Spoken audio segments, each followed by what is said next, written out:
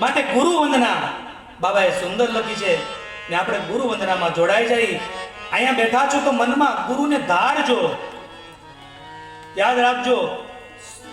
સ્વામી વિવેકાનંદ કહેતા કોઈની પર વિશ્વાસ મૂકવો જ નહીં, અને એકવાર મૂકી દીધો પછી કોઈ દી દગાવવો નહીં સાહેબ. કારણ કે વિશ્વાસ શ્રી ભગવાન છે, ભગવાન શિવ ભવાની શંકરો વંદે શ્રદ્ધા વિશ્વાસ રૂપીણો.